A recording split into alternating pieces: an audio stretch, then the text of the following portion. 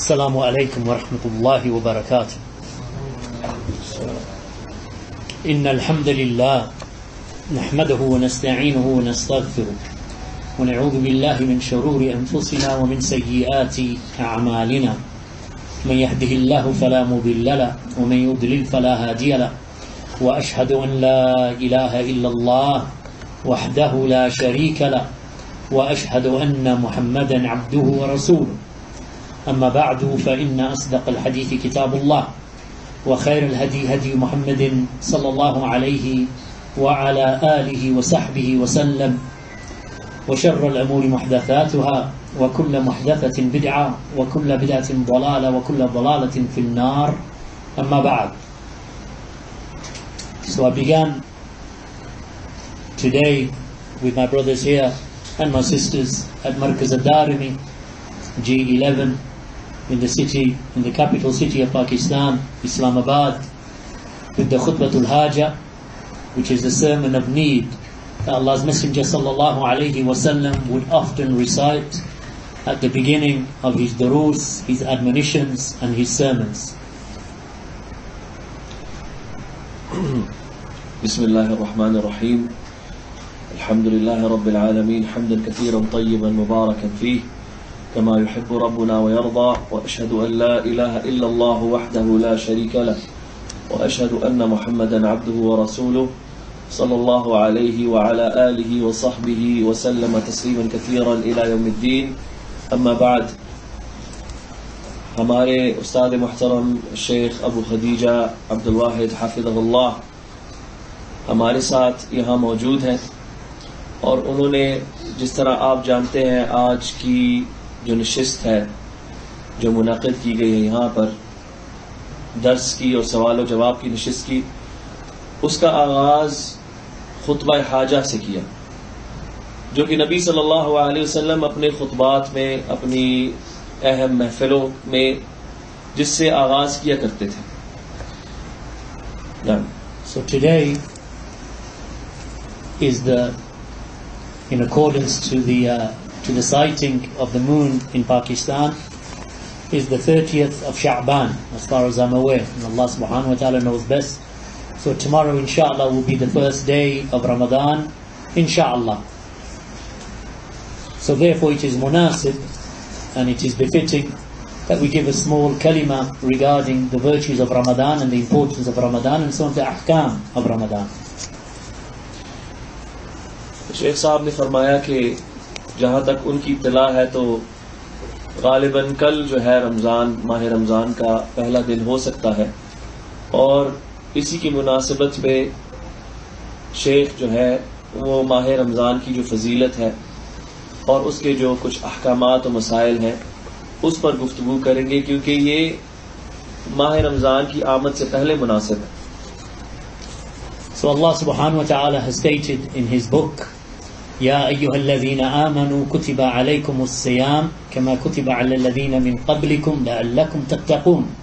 O you who believe, fasting has been prescribed for you as it was prescribed upon those who came before you, so that you may attain taqwa, meaning attain piety and righteousness, and that you attain consciousness of Allah subhanahu wa ta'ala, knowing that you are to be obedient to Him and dutiful to Him. تو شیخ نے اپنے درس کا آغاز کیا اللہ سبحانہ تعالیٰ کی کتاب میں سے آیت پڑھتے ہوئے، جو آپ نے سب نے سنی. اس کا ترجمہ جو ہے وہ یہ بنتا ہے، اس کا ترجمہ یہ بنتا ہے کہ اے ایمان والوں، تم پر روزے واجب قرار دیے گئے ہیں جس طرح تم سے پہلے آنے والوں پر روزے واجب قرار دیے گئے تھے، تاکہ تم اللہ کا تقوی اختیار کرو. And the meaning of taqwa, as one of the Salaf, Ibn Habib, said, that taqwa is to be obedient to Allah subhanahu wa ta'ala upon a light from Allah subhanahu wa ta'ala, hoping for the reward of Allah. اور تقوی کی جو تعریف ہے اس میں سے سب سے بہترین تعریفوں میں سے طلق بن حبیب رحمۃ اللہ علیہ کی تعریف ہے تقوی کے بارے میں، کہ تقوی کیا ہے کہ آپ to show obedience to Allah کہ subhanahu اللہ wa سبحانہ ta'ala, تعالیٰ کی فرما برداری کرو اللہ سبحانہ تعالیٰ کی طرف سے دیے گئے نور کے مطابق، hoping for His reward. اور اللہ کا جو اجر و ثواب ہے اس سے امید لگاتے ہوئے. And taqwa is to keep away from that which Allah subhanahu wa ta'ala has prohibited. اور تقوی یہ بھی ہے کہ ہر اس چیز سے دور رہنا جس سے اللہ نے منع فرمایا ہے. Upon a light from Allah, اللہ سبحانہ تعالیٰ کی طرف سے دی گئی روشنی کے تحت، fearing the punishment of Allah subhanahu wa ta'ala. اور اللہ سبحانہ تعالیٰ کی جو پکڑ ہے اس سے ڈرتے ہوئے. So this is the reason why we fast, because it will inculcate or establish in our hearts taqwa of Allah, meaning fear of Allah and obedience to Allah. تو یہ وہ وجہ ہے کہ ہم روزے رکھتے ہیں تاکہ ہم اللہ کا تقوی اختیار کر سکیں، یعنی کہ اللہ سبحانہ تعالیٰ کی فرما برداری کر سکیں اور اس کو اپنے دلوں میں راسخ کر سکیں. So the fast, meaning the sawm or the siyam that we withhold from food and drink and desires in the daytime hours throughout the month of Ramadan, prevents the soul from following its lusts and its passions and its shahawat, its desires and its hawa. تو ماہ رمضان میں جب انسان روزہ رکھتا ہے، جب وہ کھانے پینے اور اپنی جو شہوت ہے اس سے دوری اختیار کرتا ہے تو اس سے اس کا تقوی بڑھتا ہے. جو اس کی روح ہے، جو اس کی نفس ہے، وہ اپنی جو چاہتے ہیں ان سے دور رہتے ہوئے اس کی تربیت ہوتی ہے اس پر. And that's because food and drink and desires and shahawat, that they burden the soul, they are heavy upon the soul. اور وہ اس لیے ہے کیونکہ کھانا پینا اور جو شہوات ہے وہ انسان کی نفس پر بھاری ہوتی ہے. So a person, because they busy themselves with food and drink and the dunya and desires and shahawat, that the person becomes negligent, inattentive, and he tends towards transgression and disobedience. تو اسی لیے ایک شخص جو ہے عموماً جو کھاتا پیتا ہے، اپنی شہوتوں اور لذتوں میں ملوث رہتا ہے، تو پھر وہ کمزور پڑ جاتا ہے، کوتاہیوں میں پڑ جاتا ہے، اور جو فرما برداریاں ہیں اس سے وہ دور رہ جاتی ہیں، اور اسی طرح وہ کمزور پڑتا ہے. And that leads him to ingratitude towards Allah, lack of praise of Allah, lack of remembrance of Allah, not thanking Allah. And therefore Allah subhanahu wa ta'ala has prescribed for him that affair that will strengthen his iman. اور پھر جب یہ سب اس سے صادر ہوتا ہے تو پھر اس کا ایمان کم ہوتا ہے، وہ اللہ کی نافرمانیاں کرتا ہے، اس سے گناہ ہوتے ہیں، اس کا ایمان کم ہوتا ہے. تو اسی لیے اللہ سبحانہ تعالیٰ نے اپنے بندوں کے لیے روزہ جو ہے اس کو واجب قرار دیا تاکہ وہ ان کی یہ جو نقص کی جو حالت ہے اس سے وہ نکل کر بہتری کی طرف بڑھے. So when he fasts and he refrains from food and drink and desires, he breaks the strength of those shahawat. He breaks their strength, and that longing for food and that longing and that need that he has for food and drink, it cuts the path of shaitan. تو جب وہ روزہ رکھتا ہے، کھانے پینے اپنی شہوتوں سے دور رہتا ہے، تو پھر حقیقتاً وہ کیا کرتا ہے کہ وہ ان چیزوں کے خلاف مضبوطی پکڑتا ہے. ان سے دور رہنے میں وہ اپنی جو نفس ہے اس کو قوت فراہم کرتا ہے کہ وہ شیطان سے بچے. Because shaitan flows, as the Prophet ﷺ said, that shaitan flows through a person like the flowing of blood. So when a person fasts, it restricts the entry of shaitan into his soul. کیونکہ نبی صلی اللہ علیہ وسلم کا فرمان ہے کہ شیطان انسان کے خون میں اس طرح دوڑتا ہے جس طرح خون دوران کرتا ہے.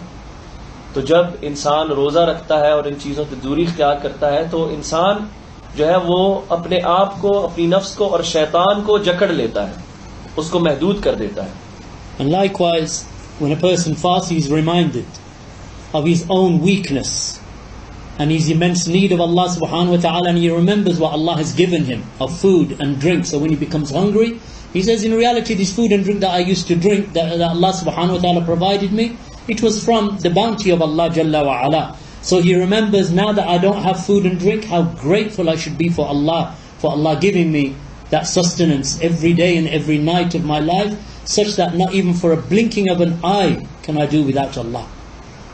اور جب انسان روزہ رکھتا ہے تو پھر اسے اپنی کمزوری کا احساس ہوتا ہے کہ وہ کتنی اشد اسے ضرورت ہے اپنے رب سبحانہ و تعالیٰ کی، اور وہ جو نعمتیں اللہ نے اس کو عطا فرمائی ہیں کھانے پینے میں سے اور لذتوں میں سے، کہ جن کے بنا اگر وہ اس کو نہ فراہم کرے اس کا رب سبحانہ و تعالیٰ، تو ان کے بغیر وہ اپنی زندگی کا ایک لمحہ نہیں گزار سکتا. تو پھر اسے جب وہ کھانے اور پینے سے دور رہتا ہے اسے اس کی تڑپ کی احساس ہوتا ہے، اور ان نعمتوں کی جو ان کا مقام ہے اور ان کی جو ضرورت ہے اس کا صحیح طور پر اسے احساس ہوتا ہے. So when a person tastes that hunger and that thirst, he is reminded also of those who are less fortunate than himself. Just as the Prophet sallallahu alaihi wasallam said that let not one of you look at one who is above him, rather look at one who is lesser than him, so that he does not turn away and become ungrateful to the bounties of Allah subhanahu wa ta'ala. So when a person is hungry and thirsty, he remembers the poor people that maybe throughout the year he forgets.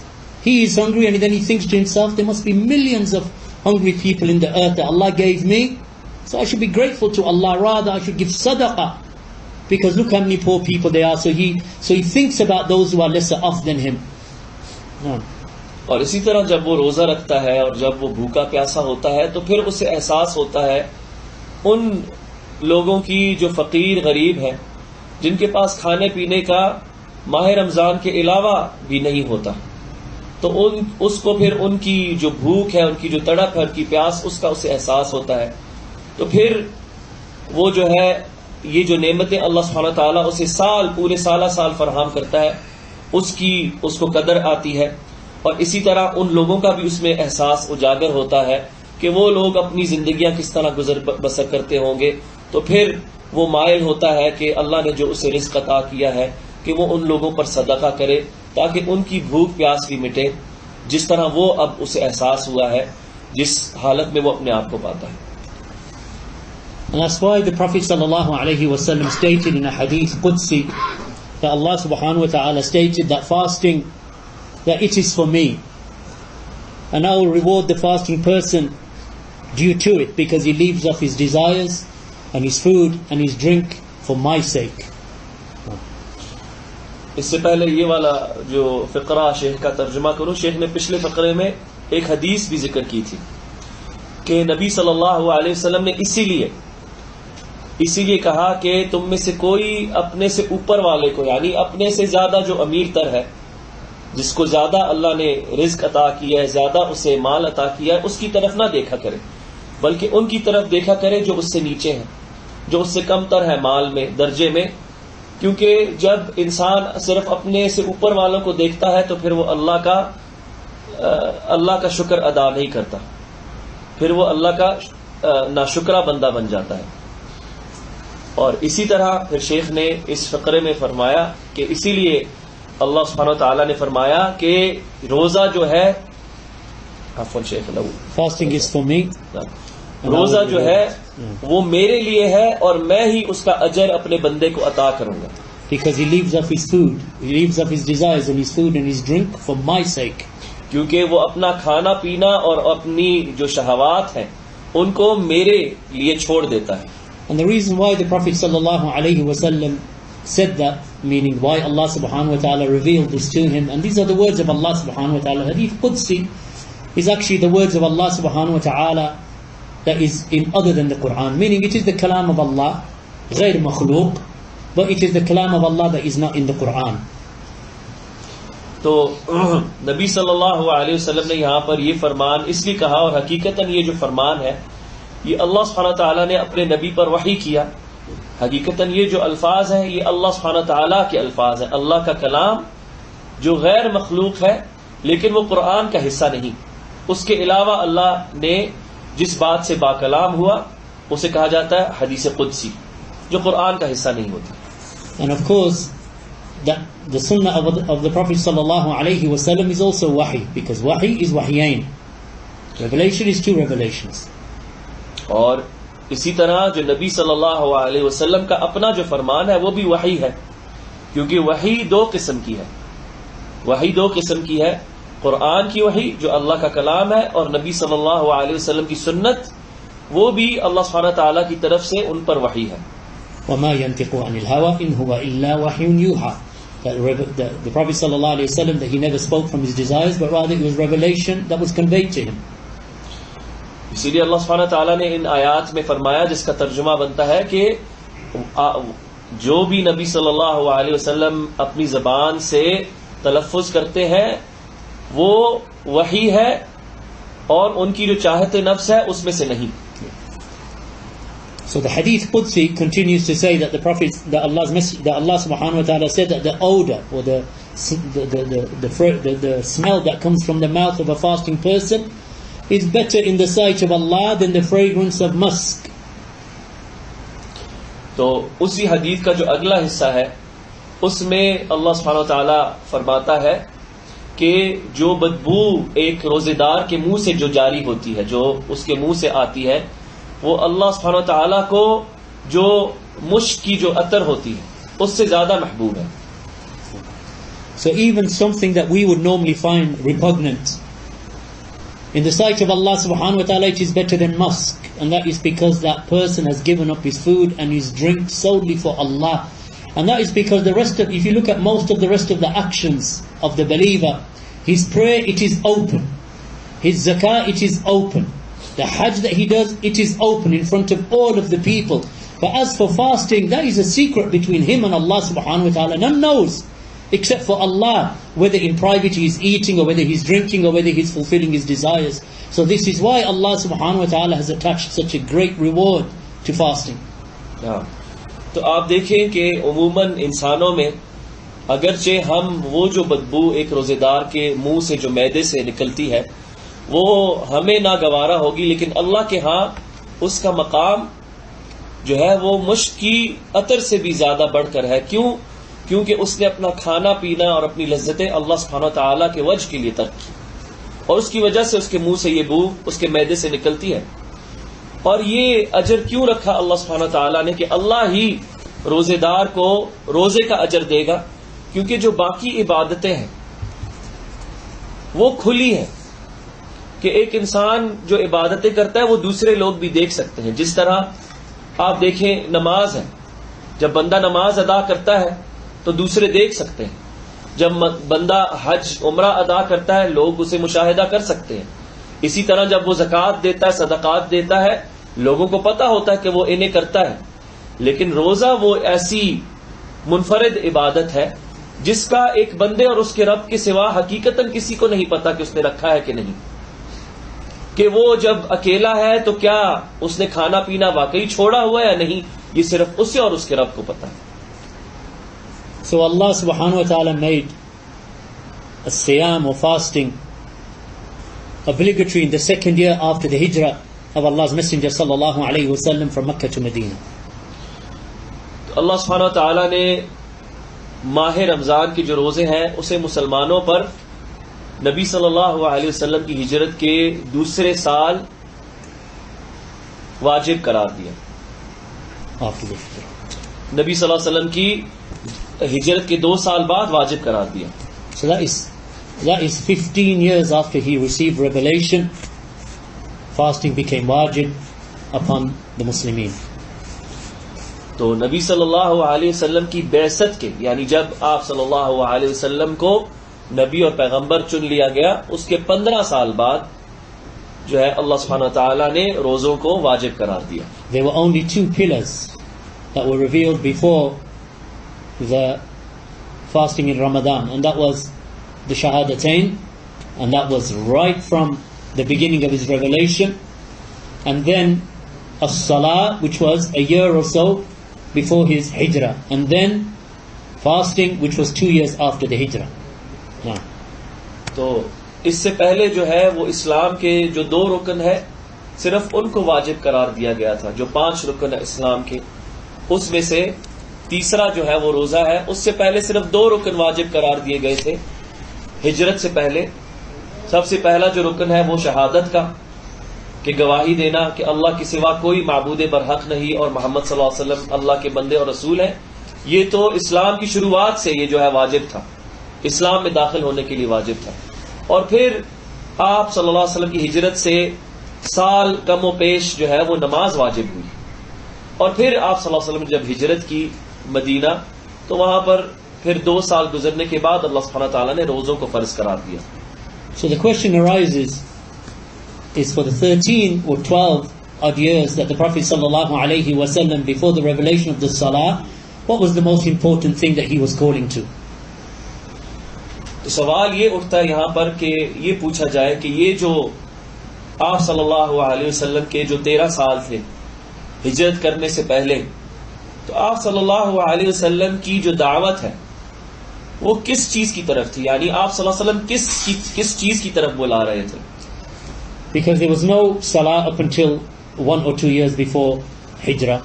There was no fasting obligatory in Mecca. There was no Hajj obligatory in Mecca. The hijab was not obligatory in Mecca. The hudud and punishments were not obligatory in Mecca. The zakah was not obligatory in Mecca. So for 13 years the Prophet sallallahu alaihi wasallam was calling. What was he calling to? کیونکہ آپ دیکھیں کہ جو آپ صلی اللہ علیہ وسلم کی 13 سال کی جو مکی زندگی ہے، نہ تو اس میں نماز فرض کی گئی الا کہ مکی زندگی کے آخری جو سال ہے اس میں، اس سے پہلے یعنی ہجرت کرنے سے 1 سال یا 2 سال پہلے تک نہ زکوٰۃ واجب تھی، نہ پردہ واجب تھا، نہ روزہ واجب تھا، اور نہ ہی کسی قسم کی جو حدود ہے جو لگتی ہے مختلف قسم کے گناہوں پر وہ واجب تھی. تو آپ صلی اللہ علیہ وسلم ان 13 سالوں میں کس چیز کی طرف بلا رہے تھے؟ کیا دعوت تھی ان کی؟ Allah subhanahu wa ta'ala commanded the messenger of Allah sallallahu alayhi wa sallam, وَجَاهِدْهُمْ بِهِ جِهَادٍ كَبِيرًا, and make jihad with it the great jihad. This was revealed in Mecca, so he was making the greatest jihad in Mecca. But there's no salah, there's no zakah, there's no fasting, there's no hajj, there's no hudud, there's no hijab. So what was this great jihad that he was making in Mecca?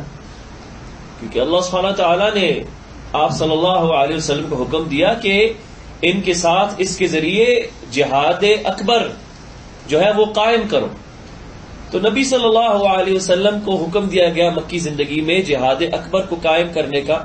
تو آپ صلی اللہ علیہ وسلم بے شک اپنے رب کے فرمان پر پورا اترتے. تو آپ صلی اللہ علیہ وسلم نے مکی زندگی میں جہاد اکبر کو قائم کیا. تو یہ جہاد اکبر کیا تھا؟ جب نہ نماز ہے، نہ روزہ ہے، نہ زکوٰۃ ہے، نہ حج ہے، نہ حدود ہے، کچھ بھی نہیں. تو یہ جہاد اکبر کیا ہے؟ There was no qital, there was no battlefield, there was no raising of the sword, there was no fighting the mushrikeen. What jihad? نہ ہی کوئی قتال تھا، نہ ہی کوئی جنگ تھی، نہ ہی مشرکوں کے خلاف کوئی قتال تھا، قتل و غارت تھی. تو یہ جہاد اکبر کیا تھا؟ وَجَاهِدْهُمْ بِهِ, the bihi here with it is with the book of Allah. Make jihad with the book of Allah. Ya Muhammad صلی اللہ علیہ وسلم. تو یہاں پر اس آیت میں جو bihi کا لفظ ہے وَجَاهِدْهُمْ بِهِ، اس سے مراد ہے bihi کس کے ذریعے؟ ان سے جہاد کرو اس کے ذریعے، یعنی قرآن کے ذریعے، اللہ کی کتاب کے ذریعے ان کے ساتھ جہاد اکبر قائم کرو ان کے خلاف. That's why when you look at the Quran from its beginning to its end, the whole of the Quran revolves around the subject of at-tawheed. تو اسی لیے آپ یہ پائیں گے کہ اللہ کی جو کتاب ہے قرآن، وہ شروع سے اس کی شروعات ہی بلکہ پورے کا پورا قرآن ہے، اس میں آپ توحید ہی پائیں گے، یہ اس کا موضوع ہے. Every single surah from the surah of the Quran deal with the subject of Tawheed. Tawheed is not left from any surah of the Quran. قرآن کی کوئی ایسی صورت نہیں سوائے اس کے کہ اس میں اللہ کی توحید کا ذکر ہو. So you'll find one of the 3 categories of Tawheed in every surah of the Quran. تو اسی لیے آپ قرآن کی ہر صورت میں توحید کی 3 جو قسمیں ہیں ان میں سے کوئی ایک نہ ایک قسم ضرور پائیں گے. Either توحید الربوبیہ، توحید الالوہیہ اور توحید الاسماء والصفات. یا تو آپ توحید ربوبیت کا ذکر پائیں گے، یا توحید الوہیت کا ذکر پائیں گے، یا پھر آپ توحید اسماء و صفات کا ذکر پائیں گے. So توحید الربوبیہ, that Allah subhanahu wa ta'ala is the Lord, is the Rabb, the creator, the sustainer, the giver of life, the giver of death. توحید ربوبیت کیا ہے؟ کہ اللہ سبحانہ و تعالیٰ ہی خالق، مالک، رازق، زندگی دینے والا، موت دینے والا، کائنات کو چلانے والا ہے. یہ توحید ربوبیت کی تعریف ہے. Meaning, ifrad Allahi bi af'alihi, to single out Allah alone with his actions. اس کا یہ مطلب ہے کہ اللہ سبحانہ و تعالیٰ کو اس کے جو اپنے افعال ہیں اس میں منفرد ماننا، اس میں اکیلا ماننا. Such as he is the one who gives life, he is the one who gives death, he is the one who sends down the rain, he is the one who gives you rizq. All of this, and he is the owner of everything. This is توحید الربوبیہ، جس میں یہ ساری چیزیں شامل ہیں کہ اللہ سبحانہ و تعالیٰ ہی خالق بنانے والا ہے، وہی بارش برسانے والا ہے، وہی رزق عطا کرنے والا ہے. یہ ساری کی ساری جو چیزیں ہیں ان سب کا مالک اور ان کو پیدا کرنے والا رب سبحانہ و تعالیٰ ہے. So why does Allah mention توحید الربوبیہ so often in the book of Allah? تو اللہ سبحانہ و تعالیٰ اپنی کتاب میں توحید ربوبیت کو اتنی باکثرت کیوں ذکر کرتے ہیں؟ Because Allah is informing them that you know that I created you. کیونکہ اللہ سبحانہ تعالیٰ ان کو یہ بتلا رہا ہے کہ تم جانتے ہو کہ میں نے ہی تمہیں بنایا ہے. And I give you food, I give you rizq, and I give you drink, I give you the air to breathe, I give you the water to drink. Allah is telling them کہ میں ہی وہ رب ہوں، وہ ذات ہوں جو تمہیں روزی فراہم کرتی ہے، تمہیں ہوا جس سے تم سانس لیتے ہو وہ فراہم کرتی ہے. میں ہی وہ ذات ہوں جو تمہیں کھانا پینا، تمہاری ہر ضروریات میں تمہیں فراہم کرتا ہوں، میں دینے والا ہوں. So why would you worship anyone other than me? تو پھر کیوں تم کسی اور کی مجھے چھوڑ کے عبادت کرو گے؟ And that's why the first command in the Quran takes us to the second category of Tawheed. تو اسی لیے قرآن میں جو سب سے پہلا حکم ہے، قرآن میں یعنی شروعات سے جو سب سے پہلا حکم آتا ہے وہ ہمیں توحید کی دوسری قسم کی طرف لے جاتا ہے. یا ایھا الناس اعبدوا ربکم الذی خلقکم والذین من قبلکم لعلکم تتقون. کہ اے لوگو اس کی عبادت کرو،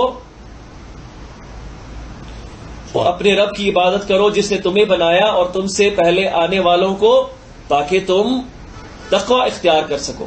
So this is the first command in the Quran. So when you open up from Surah Al-Fatiha, Allah subhanahu wa ta'ala informs about Alhamd, that Allah Alhamdulillahi Rabbil Alameen, that all the praises belongs to Allah subhanahu wa ta'ala up until you reach the end of Surah Al-Fatiha. Then you enter into Surah Al-Baqarah. At the beginning of Surah Al-Baqarah, Allah subhanahu wa ta'ala begins with these three letters, Alif, Lam, Mim. Then Allah subhanahu wa ta'ala informs you of His book, ذَلِكَ الْكِتَابُ لَا رَيْبَ فِيهِ هُدًى لِلْمُتَّقِينَ. That this is that book, or this is the book regarding which there is no doubt. It is a guidance for the believers, for the muttaqeen, for the pious ones, up until you reach the first command. And that first command calls all of mankind, Ya ayyuhan nas, O mankind, worship your guardian Lord who created you and created those who came before you, so that you may attain piety.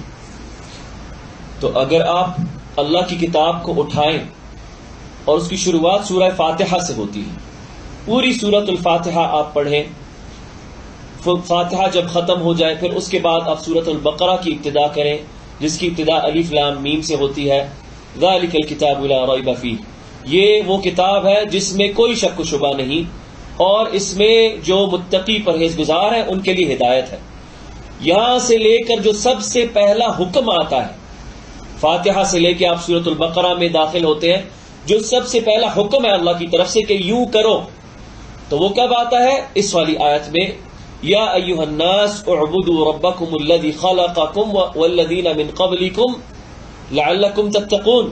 کہ اے لوگو اپنے اس رب کی عبادت کرو جس نے تمہیں پیدا کیا، بنایا، اور ان کو جو تم سے پہلے آئے، تاکہ تم اللہ کا تقوی اختیار کرو. And Allah subhanahu wa ta'ala throughout His book describes Himself, His names, His attributes, His actions, His qualities. He is the all-hearing, As-Sami' Al-Basir, the all-seeing, Ar-Rahman, the most merciful, the one who subhanahu wa ta'ala is Al-Ghaffur, Al-Ghaffar, the most forgiving, and the one who forgives often. All of these are names of Allah subhanahu wa ta'ala. Likewise His attributes. that Allah is pleased with the believers, Allah is angry with the disbelievers. Allah subhanahu wa ta'ala has made istiwa over his arsh. Ar-Rahmanu ala al-arsh istawa. The most merciful has ascended over his throne. So Allah subhanahu wa ta'ala throughout the Quran describes himself so that the heart of the believer becomes attached to the one that he knows, because you cannot love and you cannot hope in and you cannot fear except the one that you know. So Allah subhanahu wa ta'ala in detail describes himself, his names, his attributes and his actions. اور اسی طرح اللہ سبحانہ و تعالی اپنے بارے میں بار بار اپنی کتاب میں ذکر کرتا ہے اپنے اسماء، اپنے صفات، اپنے افعال کو لے کر. تو اللہ سبحانہ و تعالی آپ دیکھیں گے کہ بار بار اپنے مختلف ناموں کا ذکر کر کے اپنی مخلوق کو یاد دلاتا ہے کہ وہ رب کون ہے، کہ وہ السمیع ہے، کہ وہ سب کچھ سننے والا ہے، البصیر ہے، سب کچھ دیکھنے والا ہے، الرحمن ہے، سب سے بڑھ کے رحمت برتنے والا ہے. اسی طرح اللہ سبحانہ و تعالی الغفور الغفار ہے، جو سب گناہوں کی مغفرت کرنے والا ہے، جو بار بار مغفرت کرنے والا ہے. اور اسی طرح اللہ سبحانہ و تعالی پھر اپنے افعال کے بارے میں بھی ذکر کرتا ہے کہ اللہ سبحانہ و تعالی جو ہے وہ مؤمنوں سے، اپنے مؤمن نیک پرہیز گزار بندوں سے محبت کرتا ہے، اور اللہ سبحانہ و تعالی اپنے نافرمان اور جو کافر بندے ہیں ان سے بغض رکھتا ہے. اور اسی طرح اللہ سبحانہ و تعالی اپنے افعال کے بارے میں ذکر کرتا ہے کہ الرحمن علی العرش استوى، کہ الرحمن جو ہے وہ اپنے عرش پر مستوی ہوا. تو اللہ سبحانہ و تعالی اپنے ناموں اور صفات کو اور اپنے جو افعال ہیں ان کو بار بار کیوں ذکر کرتا ہے اپنی کتاب میں؟ تاکہ اس کے بندے اس سے اپنا رابطہ، اپنی وابستگی قائم کر سکے. کیونکہ انسان تب تک کسی سے اٹیچ نہیں ہوتا، اس سے وابستگی نہیں بنتی جب تک وہ اسے جانتا نہیں. تو جب اللہ سبحانہ و تعالیٰ اپنے ناموں اور صفات اور اپنے افعال کے بارے میں اپنے بندوں کو آگاہ کرتا ہے تو اس سے اس کے بندوں میں اس کے ساتھ ان کی جو وابستگی ہے وہ قائم ہوتی ہے. So the Messenger of Allah sallallahu alayhi wa sallam, that he was opposed in Mecca, that they boycotted him, they attacked him, they hurt him, they tortured the Sahaba radiyallahu anhum, because the Messenger of Allah sallallahu alayhi wa sallam was calling to the most important affair of Tawheed, and that is the Tawheed al-Ibadah, the worship of Allah subhanahu wa ta'ala alone. So up until that was established in the hearts of the people, it was only after that that the Messenger of Allah, that Allah subhanahu wa ta'ala revealed to him the rest of the arkan of al-Islam and the rest of the ahkam of the Sharia. تو یہ وہ وجہ ہے جس کی وجہ سے آپ صلی اللہ علیہ وسلم کے خلاف جو قریش مکہ تھے، جو ان کی قوم تھی، انہوں نے ان کے خلاف قتال کیا، ان کو نقصان پہنچایا، ان کی خلاف ورزی کی، طرح طرح کی ان کو اذیتوں کا سامنا کرنے پڑا، کیونکہ رسول صلی اللہ علیہ وسلم اپنی مکی زندگی میں انہوں نے توحید الوہیت پہ، اللہ وحدہ لا شریک لہ کی عبادت کی طرف دعوت دی کہ اس کے ساتھ کسی کو شریک نہ کیا جائے اس کی عبادت میں، کیونکہ وہی مستحق ہے ہر قسم کی عبادت کا. تو اس لیے آپ کو ان کی جو دشمنی ہے اس کا سامنا کرنا پڑا، اور باقی جتنے بھی احکامات ہیں اسلام کے پھر وہ بعد میں آئے. And this is the call of all of the prophets and the messengers. Every single prophet and messenger began with this, with the tawheed of al-ibadah. Just as Allah subhanahu wa ta'ala has mentioned in his book, وَلَقَدْ بَأَثْنَا فِي كُلِّ أُمَّةٍ رَسُولًا أَنْ يَعْبُدُوا اللَّهَ وَاجْتَنِبُوا الطَّاغُوتَ. That Allah subhanahu wa ta'ala said, and that we did not send except a messenger to every nation, calling them to the worship of Allah and away from the worship of the false deities, of the false gods. اور توحید الوہیت جو ہے اللہ سبحانہ و تعالی وحدہ کی عبادت کی طرف بلانا اور اس کے ساتھ کسی کو نہ شریک کرنا، یہ آپ صلی اللہ علیہ وسلم سے پہلے آنے والے جتنے بھی انبیاء اور رسول تھے ان سب کی یہی دعوت تھی کہ ان سب نے اپنی قوموں کو سب سے پہلا جو پیغام دیا، جس چیز کی طرف بلایا اور جس کی طرف بلاتے رہے اپنی رسالتوں میں، اپنی پیغمبری کے دور میں، وہ کیا تھا کہ اللہ سبحانہ وتعالیٰ نے قرآن میں فرمایا کہ بے شک ہم نے ہر امت کی طرف ایک رسول بھیجا، اس کو یہ حکم دیتے ہوئے کہ وہ اپنی قوم کو یہ پرچار کرے، اس چیز کی طرف دعوت دے، اس کا حکم دے کہ وہ اللہ اکیلے کی عبادت کرے اور وہ جو اللہ کے سوا جو طاغوت ہیں, جو باطل جو الہ کھڑے کیے گئے ہیں, ان سے اجتناب کرے, ان سے دوری اختیار کرے. Every single prophet and messenger, Allah subhanahu wa ta'ala mentions in the Quran that the messengers would say to their people, Ya qawmi i'budu Allah,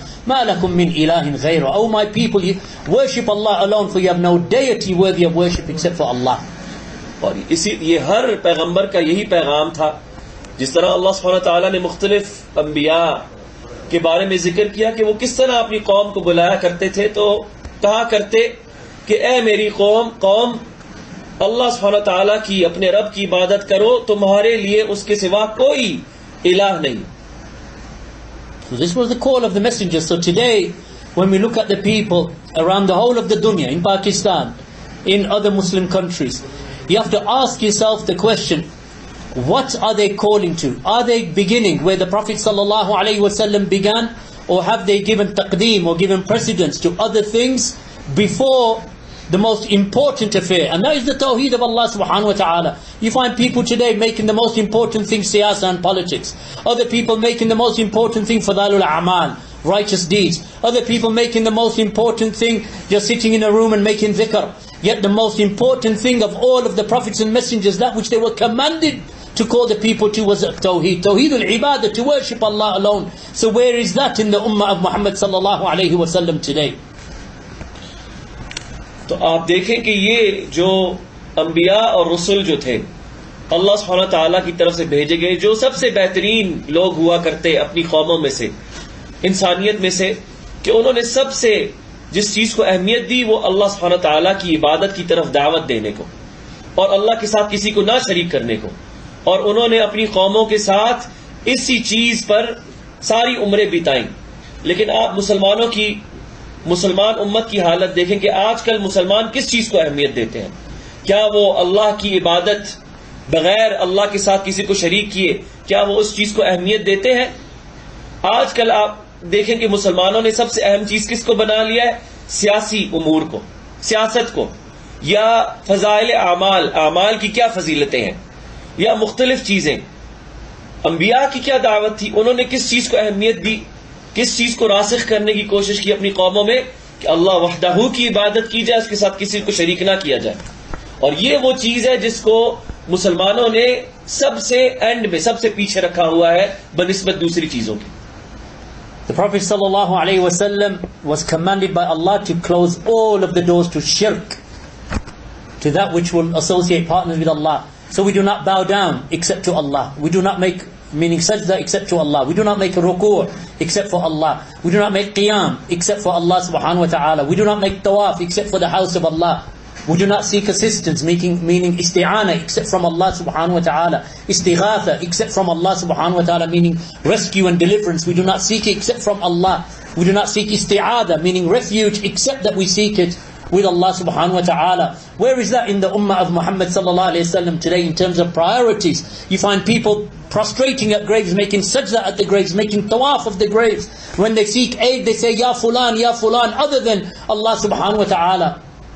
So this tawheed is the most important thing. It was the most important thing and it remains till Yawm al-Qiyamah, the foundation, the most important foundation of al-Islam.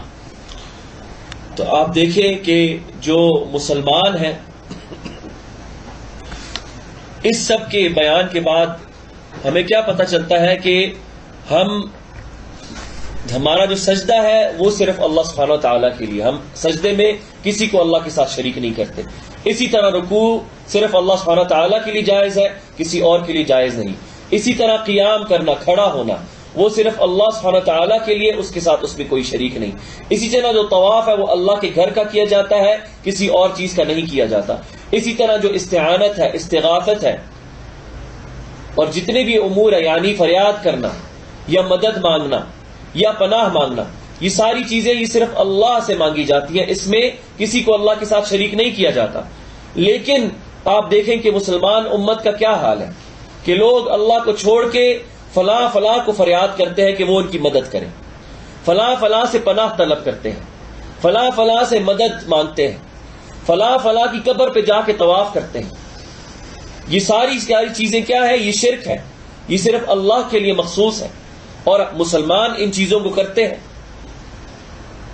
So this is what the Prophet sallallahu alaihi wasallam was calling to that for that 13 years in Mecca. So when you say there was no salah, there was no zakah, there was no fasting, there was no hajj, there was no hudud, there was no hijab. Why? Because the Prophet sallallahu alaihi wasallam was established the tawheed of ibadah in the hearts of the believers. تو اسی لیے آپ صلی اللہ علیہ وسلم جب یہ سوال اٹھایا جائے کہ آپ صلی اللہ علیہ وسلم نہ تو نماز تھی، نہ روزہ تھا، نہ زکوٰۃ تھا، نہ پردہ تھا، نہ قتال تھا، کوئی بھی چیز نہیں تھی، تو آپ صلی اللہ علیہ وسلم کس چیز کی طرف دعوت دے رہے تھے ان 13 سالوں میں مکہ میں؟ تو آپ صلی اللہ علیہ وسلم اس چیز کی طرف دعوت دے رہے تھے ان 13 سالوں میں کہ اللہ وحدہ کی عبادت کی جائے، ہر قسم کی عبادت، اور اللہ کے ساتھ اس میں کسی کو شریک نہ کیا جائے. So a Muslim in the state that we're in today, meaning today as in the day before the first fast of Ramadan, then the heart of the believer is pleased and happy because Allah subhanahu wa ta'ala has given us another year to make ibadah of Allah, another year and another season, another mawsam min al-mawasim, where we can worship Allah subhanahu wa ta'ala again in this tremendous month of Ramadan. تو جس وقت میں ہم اپنے آپ کو پاتے ہیں، یعنی آج کا دن جو غالباً ماہ رمضان سے پہلے آخری دن ہے شعبان کا، تو مسلمان جو ہے اس کا دل جو ہے وہ خوشی سے بھر جاتا ہے کہ جب وہ دیکھتا ہے کہ ماہ رمضان کی آمد ہوئی ہے، کہ اللہ سبحانہ تعالیٰ نے اسے پھر سے توفیق عطا کی ہے، اس کو پھر سے موقع فراہم کیا ہے کہ وہ اللہ سبحانہ تعالیٰ کی پھر سے عبادت کر سکے. یہ مخصوص عبادت جو ایک موسم کی طرح ہے، جو سال میں ایک دفعہ آتی ہے، تو ایک مسلمان کا دل جو ہے وہ خوشی سے بھر جاتا ہے. Abu Hurairah radiallahu anhu said that Allah's Messenger sallallahu alayhi wasallam climbed upon the mimbar and he said, Ameen, Ameen, Ameen. ابو ہریرہ رضی اللہ عنہ روایت کرتے ہیں کہ آپ صلی اللہ علیہ وسلم جب ممبر پر چڑھ رہے تھے اپنے، تو آپ صلی اللہ علیہ وسلم نے 3 دفعہ آمین کہا. آمین آمین آمین. So they said to the Messenger of Allah, Ya Rasulullah, you said Ameen 3 times. Why? تو آپ صلی اللہ علیہ وسلم سے پوچھا گیا کہ اے اللہ کے پیغمبر، آپ نے 3 دفعہ آمین کہا، کیوں؟ So he said, Jibreel alayhi salam came to me and he said to me, whomsoever hears your name and he does not send upon you the salah and salam, may Allah make him far away. Say Ameen ya Muhammad. So I said Ameen. تو آپ صلی اللہ علیہ وسلم نے جواب دیتے ہوئے فرمایا کہ میرے پاس جبریل علیہ السلام آئے، تو انہوں نے کہا کہ اے محمد، کہ جب بھی آپ کا نام ذکر ہو اور سننے والا آپ پر صلاۃ و سلام نہ بھیجے تو اللہ ایسے شخص کو پرے کر دے، دور کر دے، تو کہے آمین. جبریل نے یعنی نبی صلی اللہ علیہ وسلم کو کہا اس دعا پر آپ کہے آمین، تو آپ صلی اللہ علیہ وسلم نے کہا آمین. Then Jibreel alayhi salam, he said to the Messenger of Allah alayhi salatu wassalam, that whomsoever has elderly parents and due to his neglect of them he does not enter into Jannah, then may Allah make him far removed, far away. Say Ameen ya Muhammad. So Muhammad said sallallahu alayhi wasallam, Ameen. پھر جبریل علیہ السلام نے آپ صلی اللہ علیہ وسلم سے فرمایا کہ کوئی بھی شخص جس کے بوڑھے والدین میں سے ایک بھی ان کو وہ پائے اپنی عمر میں اور ان کی خدمت نہ کرتے ہوئے، ان کے ساتھ لاپرواہی کرتے ہوئے وہ جنت نہ پا سکے، تو اللہ ایسے شخص کو پرے کر دے، دور کر دے. تو اے محمد کہو آمین. تو محمد صلی اللہ علیہ وسلم نے کہا آمین. And whomsoever reaches the month of Ramadan and does not have his sins forgiven, then may Allah cause him to be distant. Say Ameen ya Muhammad. So Ameen was said by Muhammad sallallahu alayhi wa sallam. پھر تیسری دفعہ جبریل علیہ السلام نے فرمایا کہ جس شخص نے ماہ رمضان کو پایا، ماہ رمضان تک پہنچا اور اس اپنی مغفرت نہ کروا سکا، اپنے گناہوں کی مغفرت نہ کروا سکا، تو اللہ ایسے شخص کو دور کر دے. پرے کر دے ایسے شخص کو، تو اے محمد کہو آمین. تو محمد صلی اللہ علیہ وسلم نے کہا آمین. Look, Allah subhanahu wa ta'ala gives us opportunities in every day, every week, throughout the months, throughout the years, to worship Allah subhanahu wa ta'ala. Allah gives us opportunity after opportunity to make ibadah of Him. تو اللہ سبحانہ و تعالیٰ دیکھیں کہ ہمیں مختلف موقع فراہم کرتا ہے، دن میں، ہفتے میں، مہینوں میں، سال میں، مختلف اوقات پہ اللہ سبحانہ و تعالیٰ ہمیں مواقع فراہم کرتا ہے کہ ہم اس کی عبادت بجا لا سکیں. Throughout the day we have 5 daily prayers. دن میں ہمارے پاس 5 وقت کی نماز ہے. Weekly we have a Jum'ah. ہفتے میں ہمارے پاس جمعے کا دن ہے. In the month we have the 3 white days when the moon is at its strongest. اور جو مہینے میں ہے اللہ ہمیں جو 3 سفید دن جنہیں کہا جاتا ہے ایام بیض، جس میں جو چاند پورا ہوتا ہے اس میں روزے رکھنے کی جو موقع ہے وہ اللہ سبحانہ تعالیٰ نے ہمیں فراہم کیا ہے. Then in the year Allah subhanahu wa ta'ala gives us fasting. اور سال میں اللہ سبحانہ تعالیٰ ہمیں روزے رکھنے کا موقع فراہم کرتا ہے. And zakah every year. اور زکوٰۃ دینے کا سال میں ایک دفعہ موقع فراہم And in کرتا the lifetime the Hajj. اور زندگی میں ایک دفعہ اللہ سبحانہ تعالیٰ ہمیں حج کرنے کا موقع فراہم کرتا ہے. Every year Yawm al-Arafah. اور ہر سال یوم عرفہ کا دن فراہم کرتا ہے. Yawm al-Ashura. یوم عاشورہ فراہم کرتا ہے. Opportunity after opportunity. کہ موقع، ہر موقع کے بعد دوسرا موقع عبادت کرنے. In the night time Qiyam al-Layl. رات کے وقت جو ہے وہ قیام اللیل ادا کرنے کا In the months of Ramadan Salatul Taraweeh. ماہ رمضان میں رات جو ہے رمضان کی راتیں اس میں تراویح ادا کرنے کا موقع فراہم کرتا ہے. And then between each and every one of these there are opportunities for sadaqah and for dhikr, that the person keeps his tongue moist with the dhikr of Allah subhanahu wa ta'ala. اور ان سب مواقع کے درمیان اللہ سبحانہ تعالیٰ ہمیں مزید موقع دیتا ہے کہ ہم کھل کے صدقات کریں، اللہ سبحانہ تعالیٰ کا اپنی زبان کو تر کر کے اس کا ذکر کرتے رہیں. Recite the book of Allah. اللہ سبحانہ تعالیٰ کی کتاب کی تلاوت کریں. Attend the durus and seek knowledge. اور مختلف قسم کی جو درس و تدریس ہے اس میں شرکت کریں اور علم حاصل کریں. A person has no opportunity to waste his time. ایک انسان کے پاس کوئی ایسا عذر نہیں کہ وہ اپنا وقت ضائع کر سکے. There's no time for him to commit sins. اس کے لیے کوئی ایسا عذر نہیں بچتا کہ پھر وہ گناہ کر سکے. Watching television or listening to music. اس کے پاس کوئی پھر وقت نہیں بچتا کہ وہ میوزک سنے، موسیقی سنے یا پھر ٹیلی ویژن دیکھے. Or playing on the internet watching movies. یا پھر اپنے موبائل پہ انٹرنیٹ دیکھے، اس پہ وقت ضائع کرے یا اس پہ فلمیں دیکھے. The day can be filled with dhikr and ibadah and looking after your family, looking after your parents, looking after your children. ایک انسان جو ہے وہ اپنے دن کو جو ہے وہ اس میں عبادت کر سکتا ہے اللہ کی، اپنے بچوں کی دیکھ بھال کر سکتا ہے، اپنے والدین کی دیکھ بھال کر سکتا ہے، اور دیگر جو اس کے دنیاوی معاملات ہیں ان کو سر انجام دے سکتا ہے. Even to the extent that if he was to spend a dinar upon his family, Allah subhanahu wa ta'ala would reward him. حتیٰ کہ اگر انسان اپنی اہل خانہ پہ اگر 1 دینار بھی خرچ کرتا ہے تو اللہ سبحانہ تعالیٰ اس کے بدلے اس کو اجر عطا کرتا ہے. We don't have time, subhanallah, we don't have time to commit sins. Allah subhanahu wa ta'ala has filled your day with khair and goodness and khidmah for others. Why would you want to waste your time earning sins for yourselves?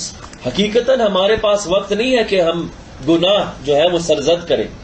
اللہ نے پورا جو ہمارا انسان کا دن، اپنے بندوں کا دن، اس کو بھر کے رکھ دیا ان کی مختلف قسم کی عبادات اور ان کی مختلف قسم کی جو ان پر جو واجبات ہیں ان کو پورا کرنے میں. تو کس طرح انسان جو ہے وہ اس طرح اپنے جو ان عبادات ہیں ان کو رائگاں کر کے اپنی جو عمر ہے، اپنا وقت جو ہے وہ گناہوں کے نام کر دے.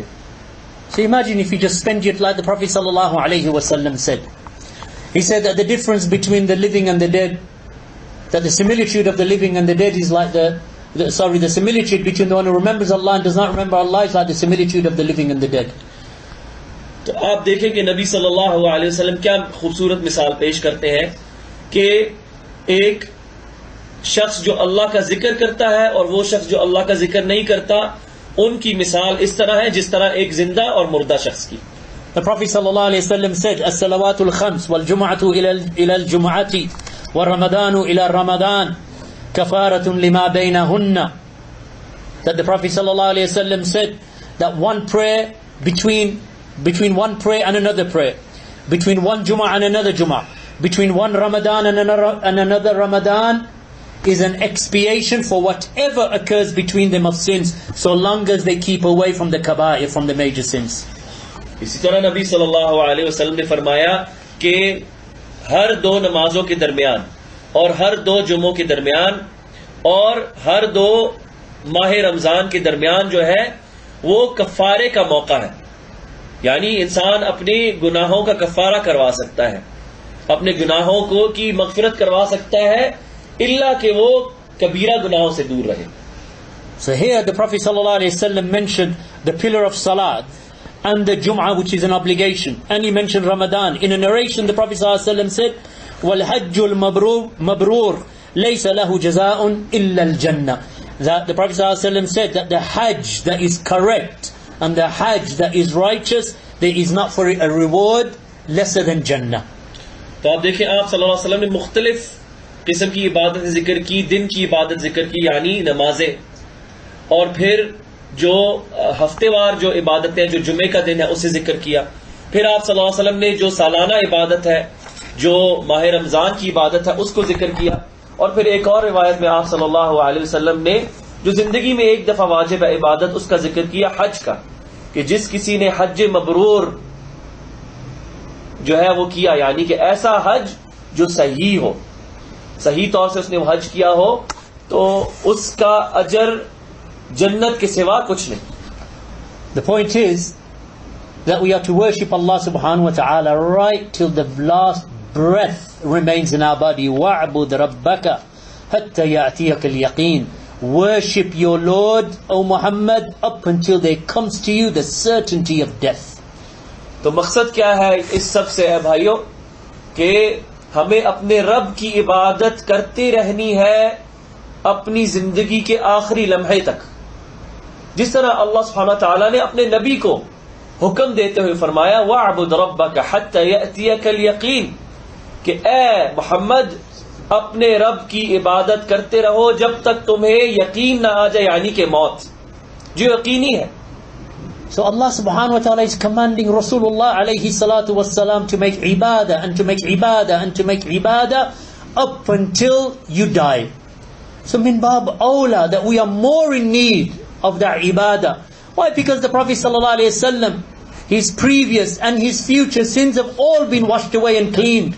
Allah has forgiven him.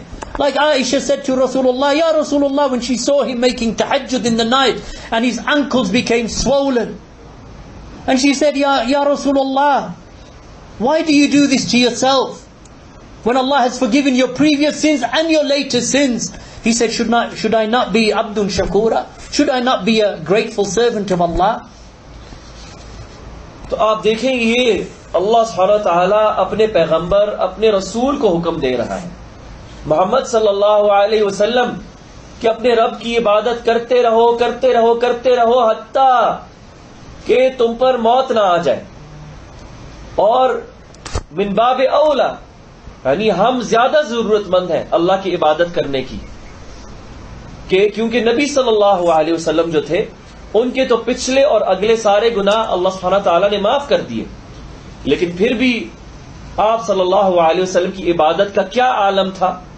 عائشہ ام المؤمنین رضی اللہ عنہا فرماتی ہے کہ نبی صلی اللہ علیہ وسلم رات کی جب تہجد کی جب عبادت کرتے تو اتنا لمبا قیام کرتے کہ آپ صلی اللہ علیہ وسلم کے پاؤں سوج جاتے.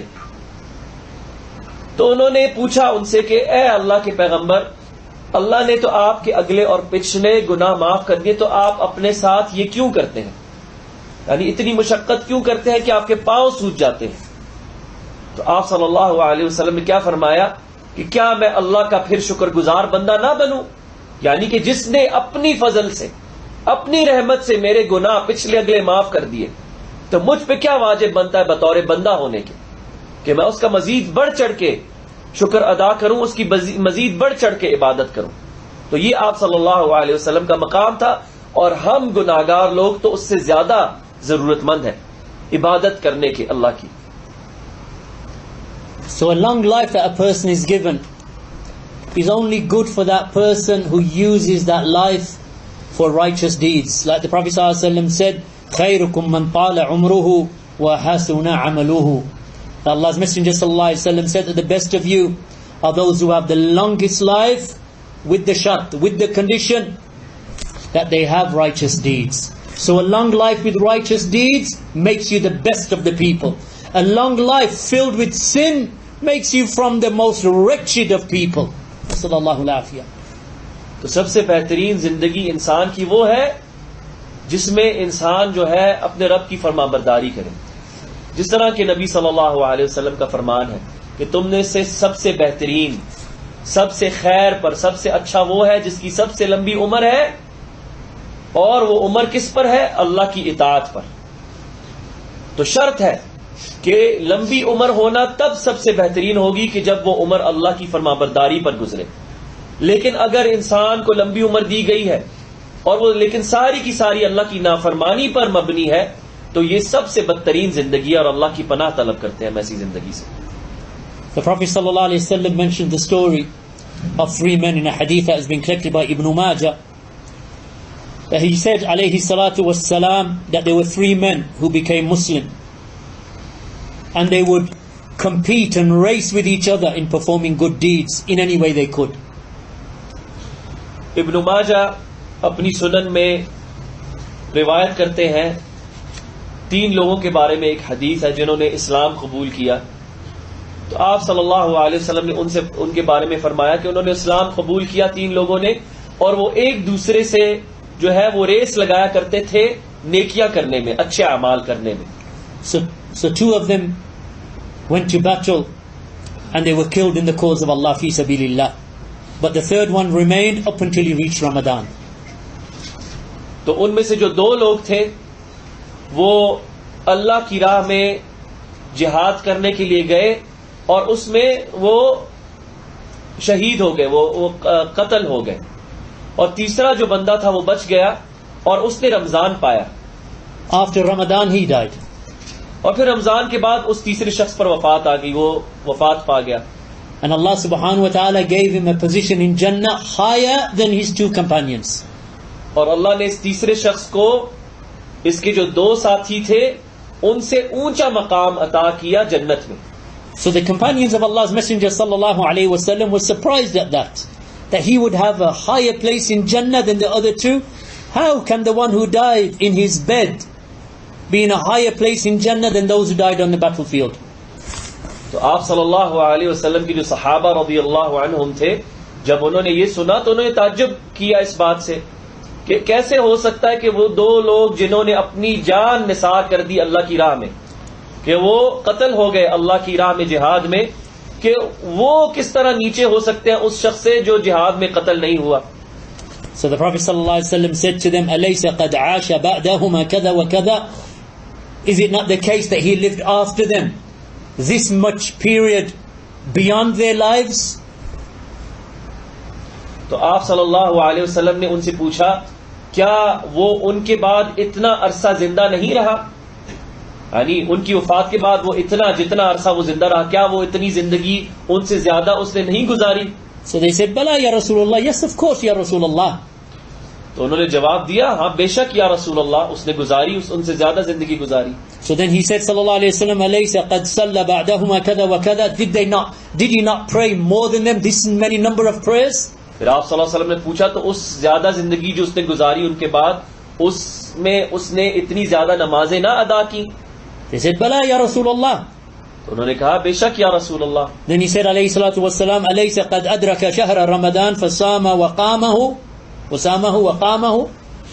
That did he not reach the month of Ramadan and he fasted it and he prayed in its nights, meaning tahajjud, qiyamul layl? Qalu bala ya Rasulullah. تو پھر آپ صلی اللہ علیہ وسلم نے ان سے پوچھا کہ کیا اس نے ماہ رمضان نہیں پایا اور ماہ رمضان میں اس نے اس کے روزے نہیں رکھے اور اس کی راتوں کو جاگ کے عبادت نہ کی؟ تو صحابہ نے کہا بے شک یا رسول اللہ. So then he said alayhi salatu wassalam, "Walladhi nafsi biyadihi inna baynahuma kama bayna as-sama'i wal ard." So he said, the Prophet sallallahu alaihi wasallam said, "By the one in whose hand is my soul, that between the 2 of them is the distance between the heavens and the earth," meaning that's their different rank in Jannah. تو آپ صلی اللہ علیہ وسلم نے یہ سب ذکر کرنے کے بعد کہا کہ اس ذات کی قسم کہ جس کے ہاتھوں میں میرا دل ہے، جس کے ہاتھوں میں میری جان ہے، یعنی اللہ سبحانہ تعالیٰ کی قسم کھائی آپ صلی اللہ علیہ وسلم نے کہ ان دونوں کے درمیان، یعنی یہ شخص جو اپنے دو ساتھیوں کے بعد زندہ رہا اور وہ دو جو اس سے پہلے قتل ہوئے جہاد میں، ان دونوں میں اتنا فاصلہ ہے جتنا آسمان اور زمین میں فاصلہ ہے. So no one should look at the month of Ramadan and be negligent, have ghafla. The month of Ramadan is the month of blessings. It is the month of maghfirah. It is the month of rahmah. تو ماہ رمضان کی طرف انسان کی نظر غفلت کی نہیں ہونی چاہیے، بلکہ ماہ رمضان کی طرف ایک بندے کی نظر ہونی چاہیے کہ یہ توفیق کا مہینہ ہے، یہ مغفرتوں کا مہینہ ہے، یہ عبادتوں کا مہینہ ہے، یہ رحمتوں کا مہینہ ہے. Allah subhanahu wa ta'ala mentioned in his book شهر رمضان الذي أنزل فيه القرآن هدى للناس والبينات من الهدى والفرقان فمن شهد منكم الشهر فليصمه. That Allah subhanahu wa ta'ala said, the month of Ramadan in which was revealed the Quran, this is the month of Ramadan, ya ikhwan wa akhawat, the month of Ramadan in which was revealed the Quran. This shows the importance of this month. Then Allah subhanahu wa ta'ala mentioned regarding the Quran a guidance for mankind, a clear proof for guidance, and a criterion between haqq and batil. So whomsoever sights the moon of the month must fast it. اللہ سبحانہ وتعالیٰ نے اپنی کتاب میں فرمایا کہ یہ ماہ رمضان وہ مہینہ ہے جس میں قرآن نازل ہوا. تو یہ وہ مہینہ ہے جو انشاءاللہ ہم پر اس کی آمد ہے عنقریب. یہ وہ مہینہ ہے جس میں اللہ سبحانہ وتعالیٰ نے اپنی کتاب کو نازل کیا، اور پھر اپنی کتاب کے بارے میں فرمایا کہ یہ وہ کتاب ہے جس میں ہدایت ہے، وضاحت ہے، جس میں فرقان ہے حق اور باطل کے درمیان، اور جس میں لوگوں کے لیے ہدایت ہے. تو تم میں سے جو کوئی بھی ماہ رمضان کا مشاہدہ کرے، یعنی اس کو پا لے، تو پھر اس کا روزہ رکھے.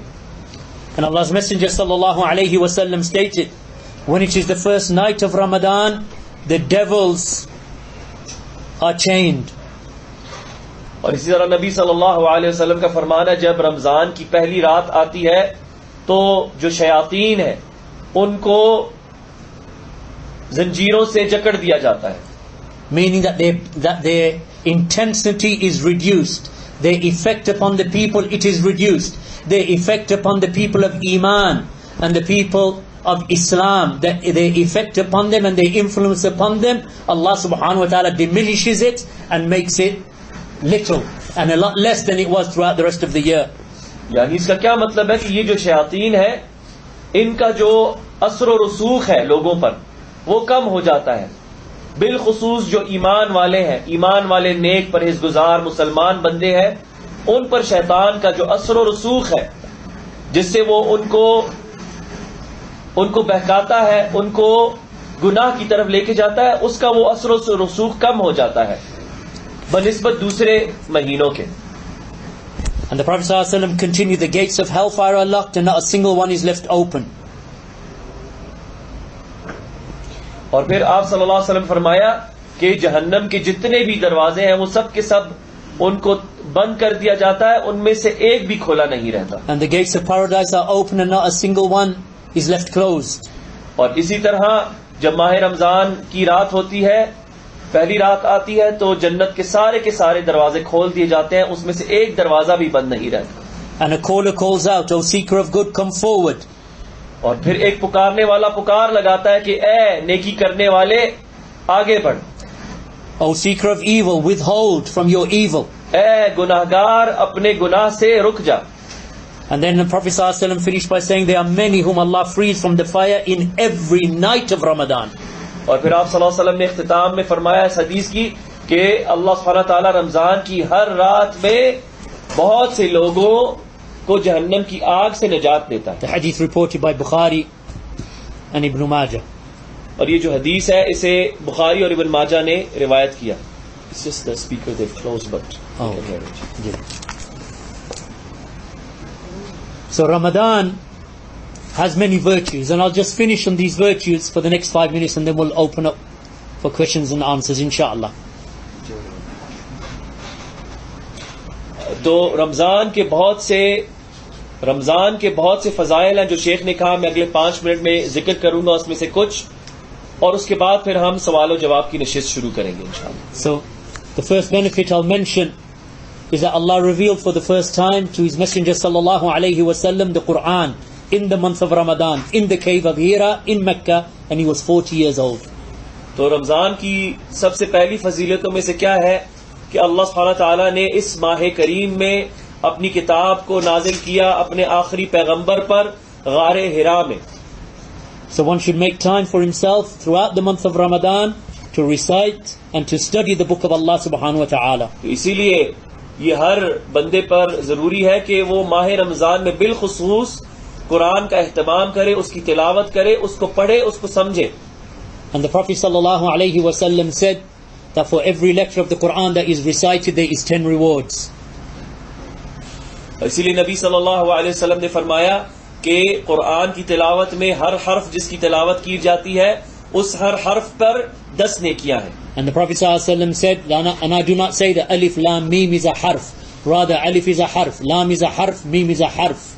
اور آپ صلی اللہ علیہ وسلم نے پھر آگے فرمایا کہ میں یہ نہیں کہتا کہ الف لام میم ایک حرف ہے، بلکہ الف ایک حرف ہے، لام الگ حرف ہے اور میم الگ حرف ہے. So just by reading 3 letters, there is 30 rewards. تو صرف 3 حرف پڑھنے سے آپ 30 نیکیاں کما لیتے ہیں. And the hadith has been reported by Imam al-Tirmidhi, also by al-Bayhaqi, authenticated by Imam al-Albani rahimahullah. اور یہ جو حدیث ہے اسے امام الترمذی نے روایت کیا اور البیہقی نے اور امام الالبانی نے اسے صحیح قرار دیا. From the second benefits, or from the second of the virtues of Ramadan, is that Allah subhanahu wa ta'ala obligated in this month fasting, as we have mentioned, and made it a rukn of al-Islam. So Allah singled out this month of Ramadan and made fasting within it a rukn from the arkan of Islam, a pillar from the pillars of Islam. اور دوسری جو فضیلت ہے ماہ رمضان کی وہ یہ ہے کہ اللہ سبحانہ تعالیٰ نے اس مہینے کو چن لیا جس میں اسلام کا جو تیسرا رکن ہے اس کو واجب قرار دے دیا اپنے مسلمان بندوں پر. And whomsoever denies the obligation of fasting in the month of Ramadan, then he has left Islam.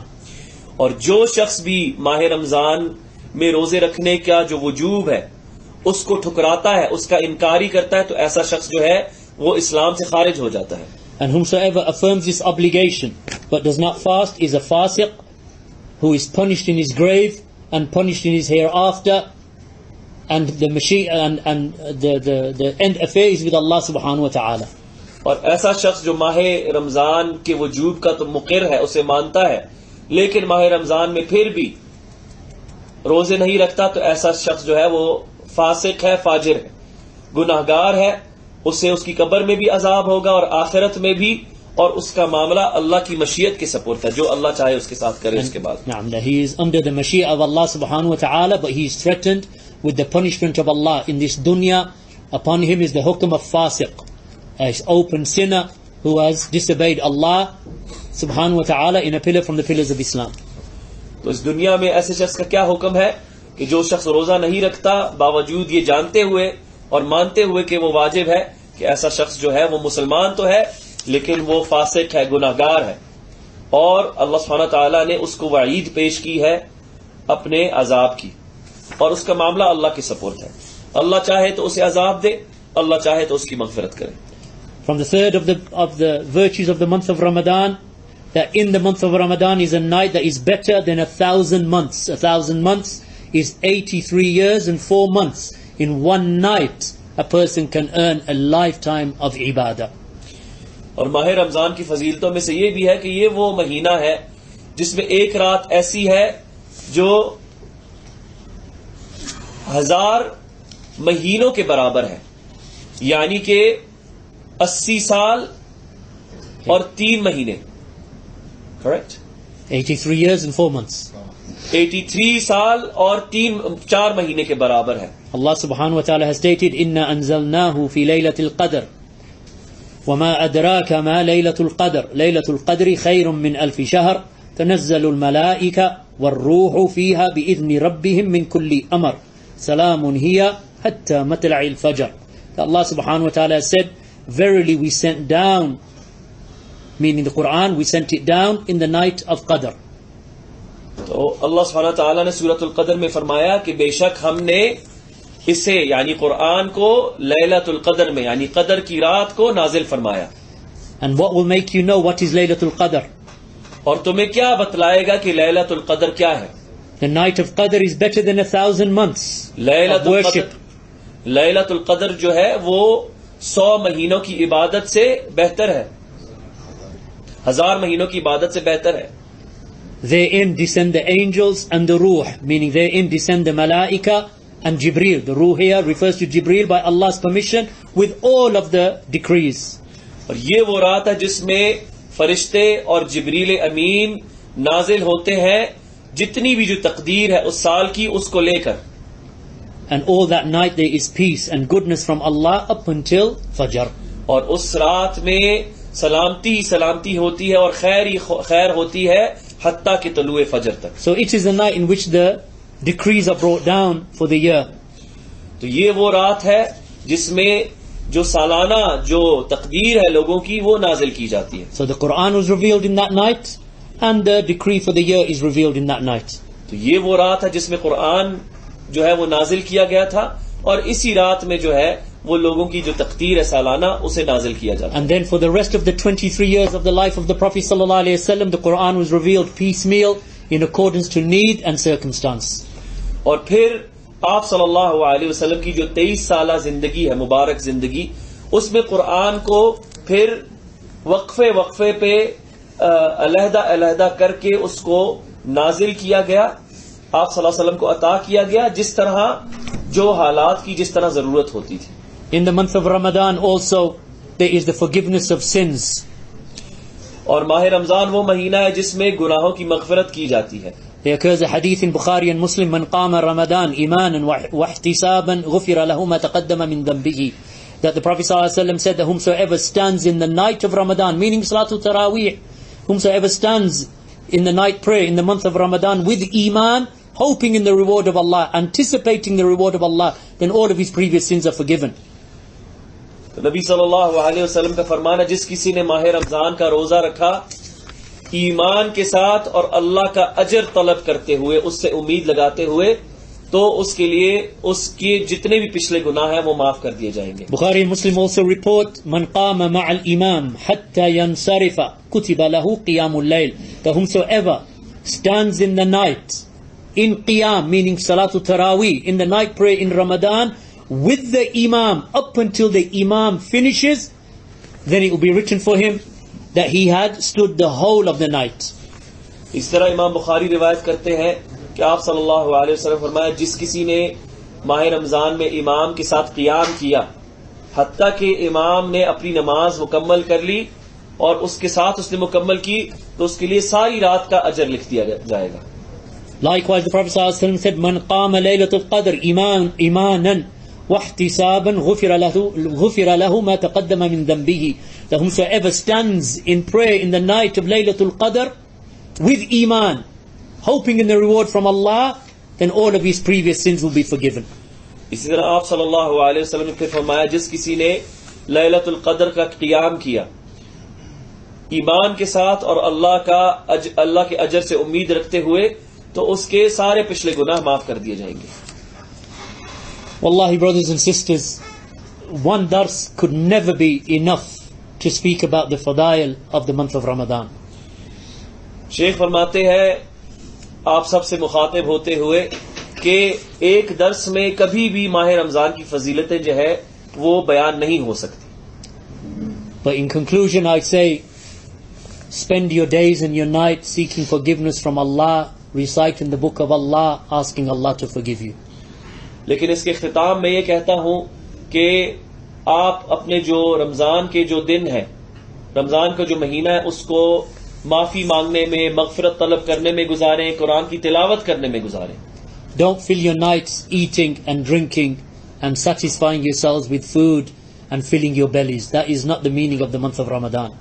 اپنی راتوں کو کھانے پینے میں مصروف نہ رکھیں, اپنے پیٹوں کو بھرنے میں اپنی راتوں کو مصروف نہ کر لیں کیونکہ یہ رمضان کا مقصود اس کا مقصد نہیں ہے. Remember what the Prophet sallallahu alaihi wasallam said when he said Ameen for the third time, the one who reaches the month of Ramadan and he is not forgiven, then may Allah make him distant say Ameen ya Muhammad.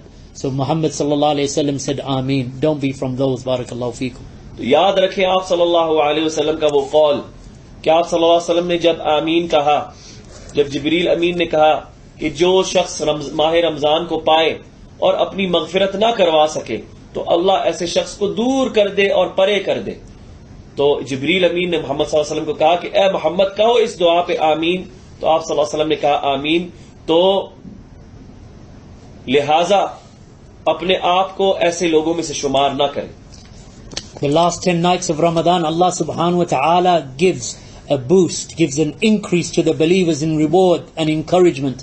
And the Prophet sallallahu alayhi wa sallam in the last 10 nights of Ramadan, and they are the best of the nights of Ramadan, in fact they are the best of the nights ala al-itlaq, and they are the last 10 nights of Ramadan.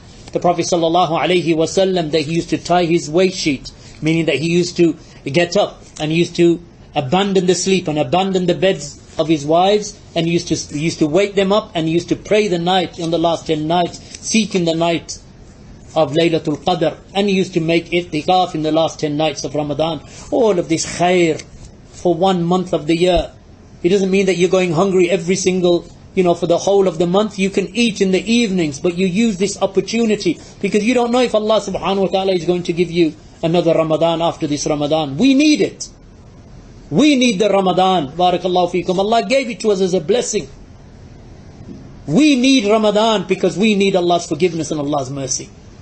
We need it for ourselves. We need it for our families. We need it for our children. We need it for our communities. And then after Ramadan, we remain upon that piety. We are not Ramadan Muslims. Woe to the one who is a worshipper of Allah in the month of Ramadan and he forgets Allah for the rest of the 11 months. Woe to that person, for he is wretched. اور اسی طرح ماہ رمضان کی خاص کر کے جو آخری جو 10 راتیں ہیں، ماہ رمضان کا جو آخری عشرہ ہے، یہ سب سے فضیلتوں والا عشرہ ہے، جس میں اللہ سبحانہ وتعالی اپنے بندوں کو ایک پھرتی عطا فرماتا ہے جو ان کے پاس اس سے پہلے نہیں ہوتی. تو اسی لیے آپ دیکھیں کہ آپ صلی اللہ علیہ وسلم کا اس آخری عشرے میں کیا طور طریقہ تھا کہ آپ صلی اللہ علیہ وسلم آخری عشرے میں اپنی جو تہمت ہے اپنے ازار کو کس لیتے، یعنی کہ آپ صلی اللہ علیہ وسلم جو ہے وہ اپنی ازواج مطہرات، ان کے ساتھ ازدواجی تعلقات چھوڑ دیتے، ان کو بھی رات کو نماز کے لیے اٹھاتے، خود بھی قیام کرتے آپ صلی اللہ علیہ وسلم. اور اسی طرح آپ صلی اللہ علیہ وسلم آخری عشرے میں مسجد میں اعتکاف بھی کرتے. تو یہ وہ فضیلتوں والی راتیں ہیں جو علی الاطلاق کے جتنی بھی راتیں ہیں سال کی، ان میں سب سے زیادہ فضیلت والی راتیں آخری عشرے کی راتیں ہیں. تو اللہ سبحانہ و تعالی نے ہمیں یہ موقع دیا ہے، یہ ماہ رمضان ہمیں فراہم کیا ہے. ہمیں کیا پتا کہ ہم اگلا رمضان پائیں گے کہ نہ پائیں گے. تو اس رمضان سے ہمیں بھرپور فائدہ اٹھانا چاہیے، کیونکہ ہمیں ضرورت ہے ماہ رمضان کی. ہمیں ضرورت ہے کہ ہم ماہ رمضان میں جو اللہ نے مخصوص عبادتیں رکھی ہیں اور جو رحمتیں رکھی ہیں اور جو برکات رکھی ہیں اور جو اللہ اپنے بندوں کو توفیق عطا فرماتا ہے کہ ہم اپنے گناہوں کی مغفرت کروا سکیں، ہم اپنے والدین کی گناہوں کی مغفرت مانگ سکیں، اپنے بچوں کی مغفرت کی دعا کر سکیں، اپنی مغفرت کی دعا کر سکیں. کیونکہ وہ شخص جو ماہ رمضان کو پہنچتا ہے اور وہ اپنی مغفرت نہیں کروا سکتا، آپ نے سنا اس کا کیا حل ہے. اور اس ماہ رمضان کے بعد بھی پھر ہم کوشش کریں کہ جو ہم میں بہتری آتی ہے، جو اللہ ہمیں توفیق عطا کرتا ہے، کہ ہم اسے قائم رکھیں ماہ رمضان کے بعد بھی. کیونکہ ایسا شخص جو صرف ماہ رمضان کا عبادت گزار ہوتا ہے تو بدبخت ہے ایسا عبادت گزار جو صرف ماہ رمضان میں اللہ کی عبادت کرتا ہے. کیونکہ ماہ رمضان ایک موسم ہے اللہ کی طرف سے توفیق اور رحمت کا، کہ بندہ اپنے نفس کی تربیت کر سکے، اس کی خلاصی کر سکے ان چیزوں سے جس پہ وہ اپنے آپ کو گامزن کر چکا ہے، تاکہ وہ اپنی خلاصی کرے اور اپنے رب کی عبادت بھرپور طریقے سے کر سکے. والحمد للہ رب العالمین وصلی اللہ علی نبینا محمد وعلی آلہ وصحبہ وسلم وسبحانک اللہم وبحمدک اشہد ان لا الہ الا انت استغفرک واتوب الیک. اور اسی کے ساتھ شیخ محترم حافظہ اللہ نے اپنے درس کا اختتام کیا. اللہ شیخ کو جزائے خیر دے اپنے وقت کے لیے اور ان کلمات کے لیے، اور اللہ سبحانہ تعالیٰ ان کلمات کو باعث بنائے، ان کو سبب بنائے ہماری ہدایت کا، کہ ہم اس میں جو بھی اسباق تھے ان کو سمجھ کر، ان کی اہمیت کو سمجھ کر اس پہ عمل کر سکیں اس ماہ کریم میں، تاکہ ہم اللہ سبحانہ تعالیٰ کی مغفرت پائیں، اور جب ہم ماہ رمضان میں سے نکلیں تو ہم بہتر ہوں اپنے ایمان کی حالت میں جو ہم ماہ رمضان سے پہلے تھے۔ اور آپ سب ساتھیوں کا بہت بہت شکریہ کہ آپ سب نے شرکت کی اور اتنے اچھے طریقے سے آپ نے استماع کیا درس۔ بارک اللہ فیکم۔